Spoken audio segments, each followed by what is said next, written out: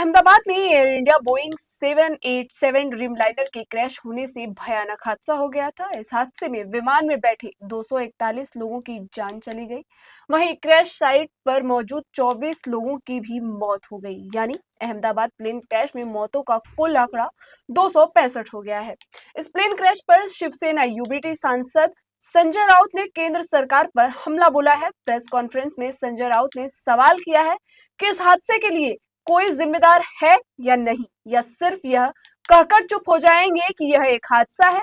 केंद्रीय गृह मंत्री अमित शाह पर सवाल खड़े करते हुए संजय राउत ने कहा कि अमित शाह वहां गए, उन्होंने बोला कि यह हादसा है, हम इसको टाल नहीं सकते। वह अगर टाल नहीं सकते तो सरकार में क्यों है? अगर सरकार की कोई जिम्मेदारी नहीं है तो सरकार किस लिए है? 300 लोग मर जाते हैं, 300 लोगों की जान चली गई, इसकी जिम्मेदारी कौन लेगा? आइए दिखाते हैं क्या कुछ कहा है संजय राउत ने।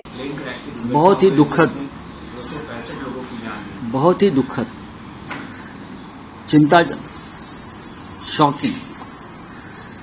30 सेकंड में एक ड्रीम लाइनर, सबसे सुरक्षित हवाई जहाज इस विश्व का माना जाता है, वो हमारे आंख के सामने उसका टेक ऑफ होता है और हमारे आंख के सामने क्रैश होता है। टेक ऑफ और क्रैश में 30 सेकंड का सिर्फ अंतर है, वो हम देखते हैं। मेडिकल स्टूडेंट की जो इमारत है उसके ऊपर वो गिरता है। 24 डॉक्टर और 60 से ज्यादा डॉक्टर बनने वाले बच्चे, वहां उनकी जान चली जाती है। 300 से ज्यादा लोगों की जानें चली गई। क्या उसके लिए कोई जिम्मेदार है या नहीं? क्या सिर्फ एक्सीडेंट है इसलिए छोड़ देंगे? देश के गृह मंत्री कल घटनास्थल पर गए, बाद में कहा कि ये एक्सीडेंट है और एक्सीडेंट टाल नहीं सकते, ये उनका बयान है।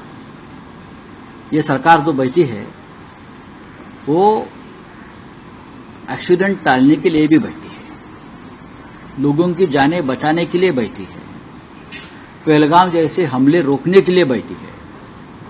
ये सरकार की जिम्मेदारी है।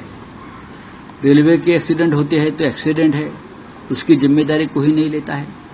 मणिपुर में दंगे चल रहे हैं, वहां लोग मरते हैं, उनकी जिम्मेदारी कोई नहीं लेगा। अहमदाबाद जैसे हवाई हादसे होते हैं जहां 300 लोग मरते हैं, वो भी एक्सीडेंट बोलकर छोड़ देते हैं। पहलगाम का हमला, वहां जो सिंदूर उजाड़ दिया हमारे महिलाओं का, वो छोड़ देते हैं। तो सरकार क्यों बैठी है? सरकार की जिम्मेदारी क्या है? एक्सीडेंट है, हमला है, ये कब तक चलेगा? आप बताइए। कल अहमदाबाद में जो एयर क्रैश हुआ है, प्लेन क्रैश हुआ है ड्रीम लाइनर का, उसकी जिम्मेदारी किसी को तो लेनी पड़ेगी। 30 सेकंड में हमारे सामने जहाज उड़ता है, टेक ऑफ होता है और नीचे आता है।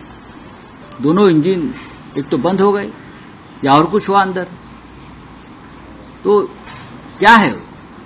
आप उस बारे में आप बोलेंगे नहीं, इंक्वायरी होगी, जरूर होगी, सामने सच सामने नहीं आएगा। लेकिन भारतीय जनता पार्टी ने जब ये ड्रीम लाइनर का डील हुआ था यूपीए सरकार में, तो सवाल खड़े करने वाली ये भारतीय जनता पार्टी थी। आप रिकॉर्ड देखिए पार्लियामेंट का, सवाल पूछने वाली भारतीय जनता पार्टी रही। यहां कुछ गड़बड़ है, तो अब गड़बड़ खत्म हो गई, क्या है?